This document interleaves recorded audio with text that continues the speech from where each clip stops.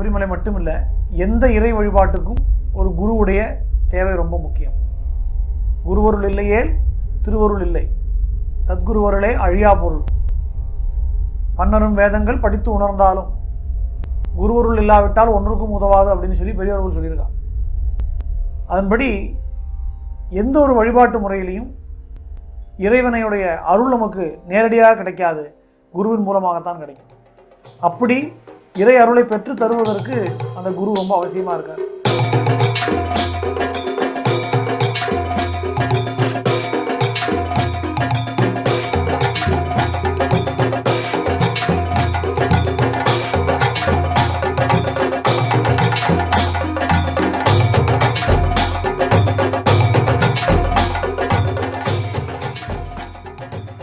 பரபிரம்ம மூர்த்தியாக இருக்கக்கூடிய அந்த சாஸ்தா, வாக்குக்கும் மனத்துக்கும் எட்டாமல் இருக்கக்கூடிய அந்த சாஸ்தா எங்கே இருந்தார் அப்படின்னா, சாக்ஷாத் அகிலாண்ட கோடி பிரம்மாண்ட நாயகனாக இருக்கக்கூடிய அந்த சுவாமி, அகில உலகத்துக்குமெல்லாம் அதிபதியாக இருக்கக்கூடிய அந்த சுவாமி லலிதா பரமேஸ்வருடைய ஹிருதயத்துக்குள்ள இருந்தாராம். பல கோடி அண்டங்கள்ல இருக்கக்கூடிய பிரம்மாக்களும் விஷ்ணுக்களும் அவர்கள் எல்லாரும் கூடி லலிதா பரமேஸ்வரியை பிரார்த்தனை பண்ணாராம், உன்னோட உண்மையான ஸ்வரூபத்தை நான் தெரிஞ்சுக்கணும் அப்படின்னு.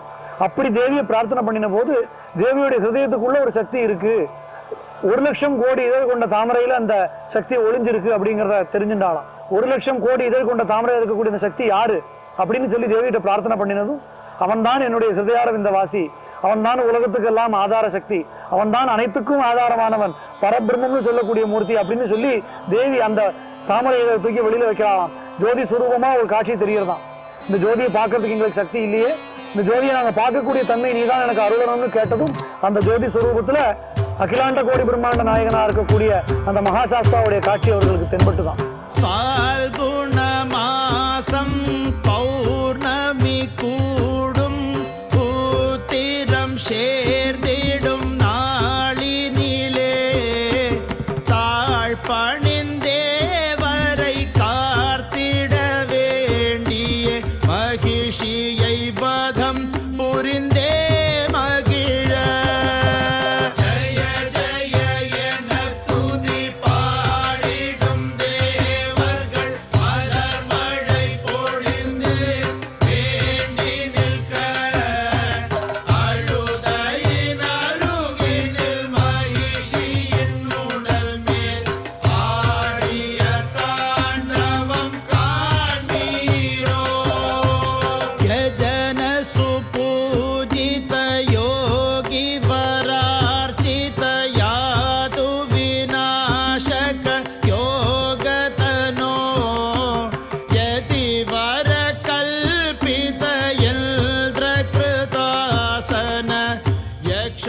ஐயன் அப்படிங்கிறது பகவானுடைய விசேஷமான ஒரு பேர்.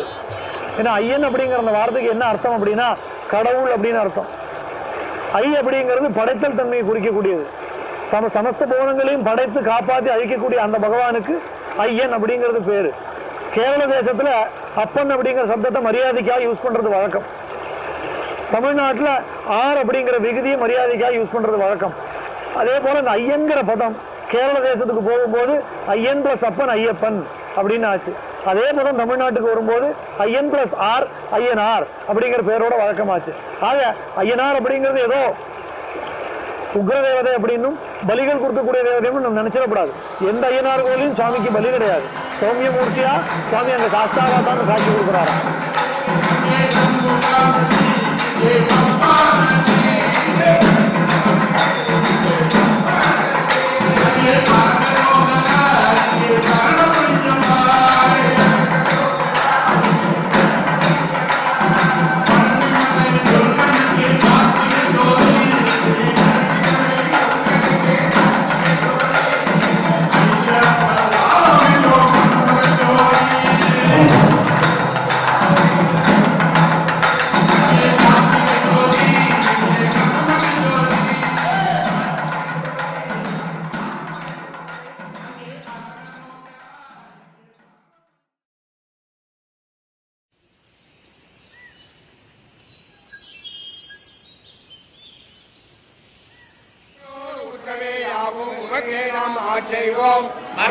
கிராமங்கள் மாற்றேலோருமாவாய் அங்க கலகலந்த மாதவனை கேசவனை திங்கள் திருமுகத்து செயலையா சென்றிறங்கி அங்கே பறிகொண்ட ஆற்றை அணிமுதுவை பைங்கமல தந்தரியார் பட்டவிரான் கோதை சொன்ன சங்க தமிழ் மாலை 30 தப்பாமல் இங்கே பரிசுரைப்பார் இரண்டு மாடுவரையோர் செங்கன் திருமுகத்து செல்வ திருமாலால் எங்கும் திருமுருள் பெற்றி ஓரை பிறந்தவோர் கோவிந்தன் பாடுவோர் கோதி மணியாக தோன்றுமார் நீதியா நல்ல பிரம்மா விஷ்ணு மகேஸ்வரன் அத்தனை பேருக்கும் மேம்பட்ட மூர்த்தி சாஸ்தா.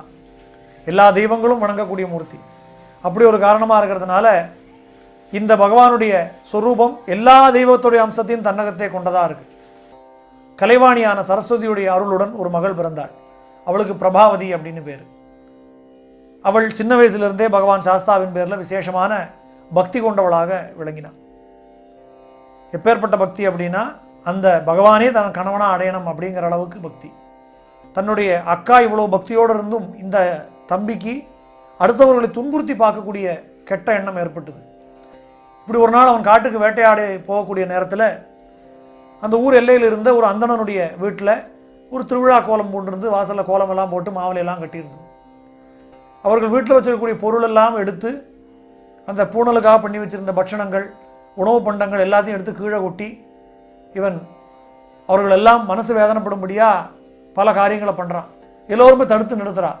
நீங்கள் எங்களோட வீட்டுக்குள்ளே இருக்கிற பொருளெல்லாம் எடுத்து நீங்கள் நாசம் பண்ணு பரவாயில்ல, இது பகவான் சாஸ்தாவுக்காக வச்சிருக்கக்கூடிய தோட்டம், இதில் வரக்கூடிய நைவேத்திய பொருட்கள் எல்லாம் பகவானுடைய கோவிலுக்கு நைவேத்தியத்துக்கு போக வேண்டியது அப்படின்னு சொன்ன உடனே பகவானான என்ன யாரானா என்னன்னு சொல்லி அவன் அந்த மரங்களை எல்லாம் வெட்டி வீழ்த்தி அமக்களம் பண்ணக்கூடிய நேரத்தில் அந்த குழந்தையை போய் தடுத்து நிறுத்துறான். சுவாமியுடைய பூஜா நைவேத்தியத்துக்காக இருக்கிற பொருட்களை நீங்கள் எடுக்காதீங்கன்னு சொன்ன உடனே இவன் கோவப்பட்டு தன்னுடைய வேட்டை நாயை அந்த குழந்தை மேலே ஏவி விடுறான். அந்த வேட்டை நாய் கடித்து அந்த குழந்தை இறந்து போய்டுறது. நம்முடைய குழந்தையோட உயிர் போயிருக்கு, நம்ம நியாயம் கேட்டு வந்திருக்கோம், அதுக்கு யாரும் பதில் சொல்லாமல் இப்படி தர்மத்துக்கு விரோதமாக நடக்கிறார்கள்னு சொல்லி பகவான் சாஸ்தாவின் இடத்துல மனம் நொந்து அழுதாராம்.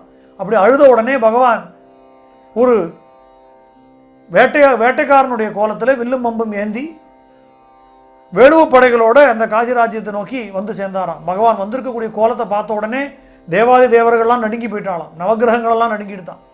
அப்படி ஒரு உக்ரமான கோலத்தில் பகவான் வந்து போர்க்களம் புகுந்த வேகத்திலேயே காசிராஜனையும் அவனுடைய மொத்த படைகளையும் சிறைப்படுத்தினாராம்.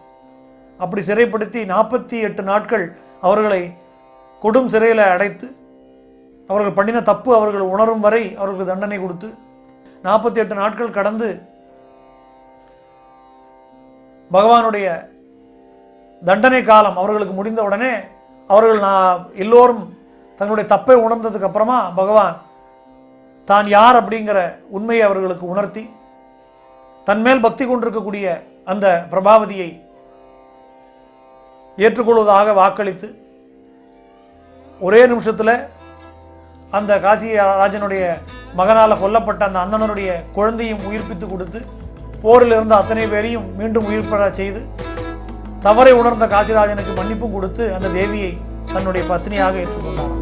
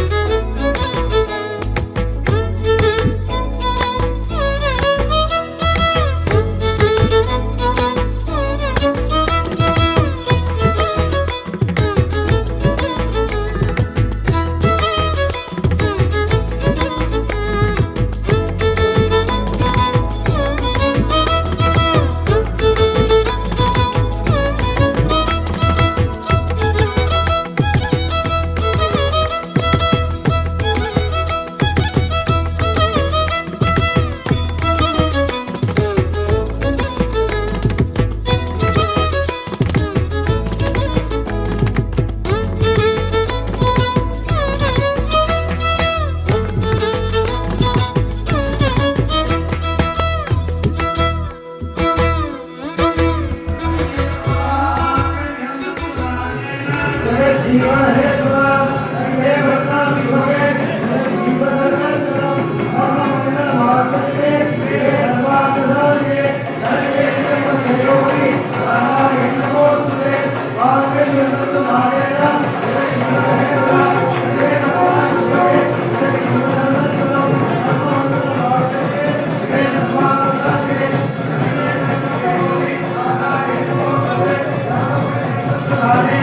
Krishna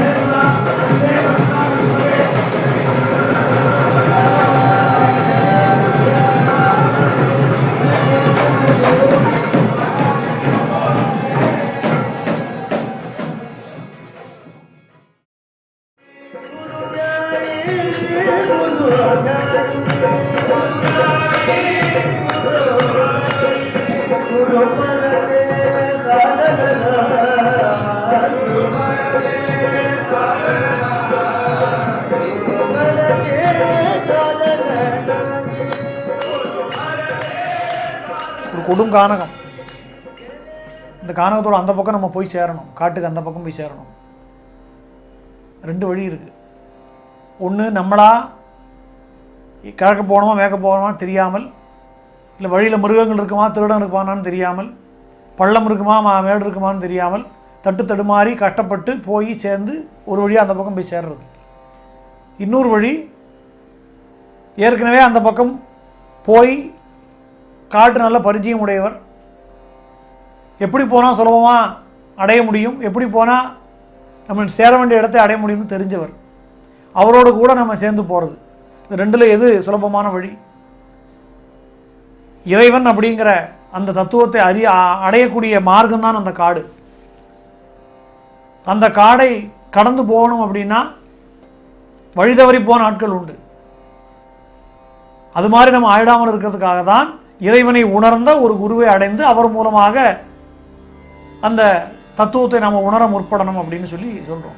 மாயா அனுபூதியாலே உனை மறந்திருந்தேன் ஐயனே ஐயப்பா ஐயப்பா ஐயப்பா.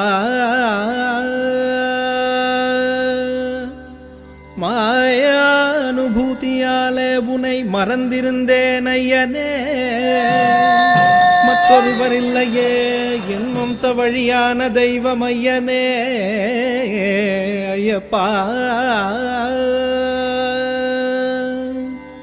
நீ அணையாதரிக்கின்றனை அன்று எனது உள்ளம் தெளிவு கொண்டு உந்தன் சரண தூளிகை எந்தன் சிரசின் மேல் அணிந்தே. உந்தன் சரண எப்பேற்பட்ட ஒரு கஷ்டத்தோடு ஒருத்தன் வந்தால் அந்த கஷ்டத்தை எல்லாம் தீர்த்து அவனுக்கு நன்மை மட்டுமே தரக்கூடிய ஒரு விசேஷம். எவன் அவனை நோக்கி கடுமையான விரதம் இருந்து வரானோ அவனுக்கு எல்லா விதமான ஐஸ்வர்யங்களையும் பகவான் அனுகிரகம் பண்றானோ. எவன் தலைபாரம் சுமந்து வரானோ அவனுடைய வாழ்க்கை பாரத்தை பகவான் சுமக்கிறான். எவன் பகவானுக்கு முன்னாடி கையேந்தி தன்னுடைய வாழ்க்கைக்காக இறைஞ்சுகிறானோ அவனை யாரும் முன்னாடி சுவாமி கையேந்த வைக்கிறதில்லை. அப்படி என்னுடைய பக்தர்களுக்கு எல்லா விதமான நன்மைகளையும் நான் கொடுப்பேன்னு பகவான் பிரதிஜை பண்ணி சபரிமலை ஸ்ரீதர்ம சாஸ்தாவாக அமர்ந்திருந்து இன்றைக்கும் நாளைக்கும் பக்தர்களுக்கு அனுகிரகம் பண்ணிட்டு இருக்கான். அப்படி கலியுக வரதன் கண்கண்ட தெய்வம் பிரத்யட்ச பேசும் தெய்வமாக பகவான் எடுத்த அவதாரம் தான் தர்மசாஸ்தாவான அவதாரம். ஹரிவராசனம் விஸ்வமோகனம் ஹரிததீஸ்வரம் ஆராத்ய பாதுகம் ஹரிவிமர்தனம் நித்யநர்த்தனம் ஹரிஹராத்மஜம் தேவமாஸ்ரயே. சரணமையப்பா சுவாமி சரணமையப்பா சரணமையப்பா சுவாமி சரணமையப்பா.